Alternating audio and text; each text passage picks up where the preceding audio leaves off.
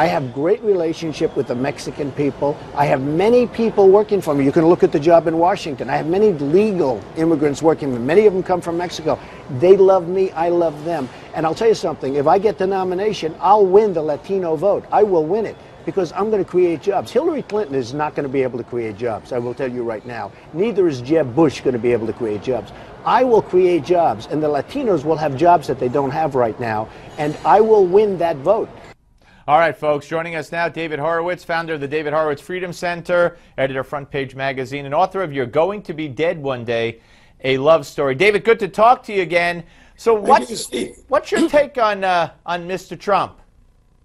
I love Donald Trump. I think he's probably going to be a big problem for Republicans, but I just wish that every Republican had the fire in the belly that he has and the no back down attitude.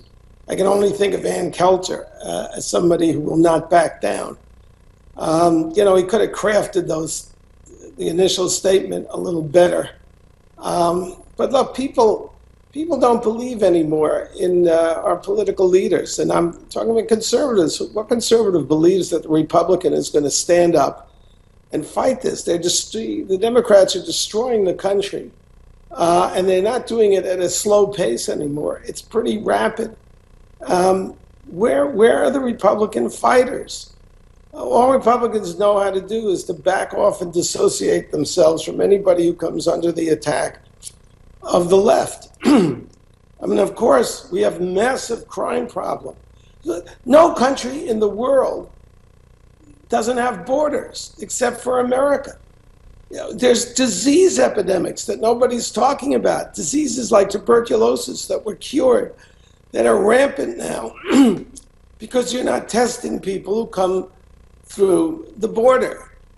There's no country that would live with this, but the whole Democratic Party is behind it, and Republicans are too timid to stand up and you know, call a spade a spade. No, absolutely. I mean, take this killing in San Francisco. There are 200 sanctuary cities. These are traitor cities. These are Democrat-run cities who decided we're not going to, you know, protect America's sovereignty. We're going to make up our own rules. And they have been in business. I mean, I wrote about this in 2004 in Unholy Alliance. They've been in business over 10 years doing this. There have been Republicans in office. Bush was in office. He didn't do anything about it. Republicans have majorities in both houses. They haven't done anything about it. These are traitor cities, and people need to call them to account. Well, why isn't somebody calling? I mean, we have a small voice at the Freedom Center. But for the prosecution of the sheriff of San Francisco, of the mayor of San Francisco, and of every member of the Board of Supervisors who backs the sanctuary policy. This is defiance of the law. We live in, you know, our society is becoming increasingly anarchical under Obama. We understand his motives. He doesn't like this country. He wants us to lose. But why are Republicans why aren't they standing up?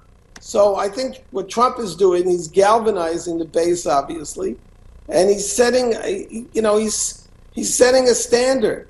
I wish he had been more careful in his initial remark, but if, you know, you understand what Trump is saying, and it's correct. In California, I mean, they're bankrupting our government. We keep raising taxes because you have so many people coming in on welfare, so many people pouring into the public school system who aren't even here legally. And why do people on the right use that term undocumented workers? First of all, a lot of them are not working. They're just collecting welfare checks. Second of all, it's not as though they lost their documents or somebody forgot to document them. They came here illegally. Well, you know, Ann Coulter has just written a book which lays this out. Adios, America. Yeah, and that's right. We're saying goodbye to our country. In many respects, we certainly are. And here's another bonus for you.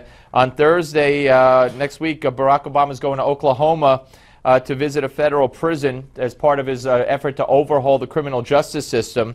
And the Washington Post says he's likely to commute the sentences of dozens of quote-unquote non-violent drug offenders. And I think he's going to do much, much more of that on his way out the door.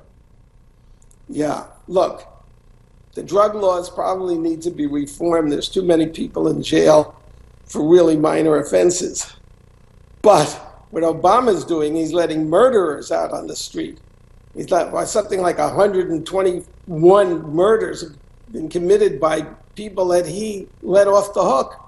Why aren't Republicans holding them to account? You have to start by calling things by their right names. Let me give you another one, David, real quick. The poor woman who was murdered in San Francisco. Obama has said nothing. He sent no one to the funeral service when he is sent to. But here's the deal. Here's the deal. To your point, we got to go in a second.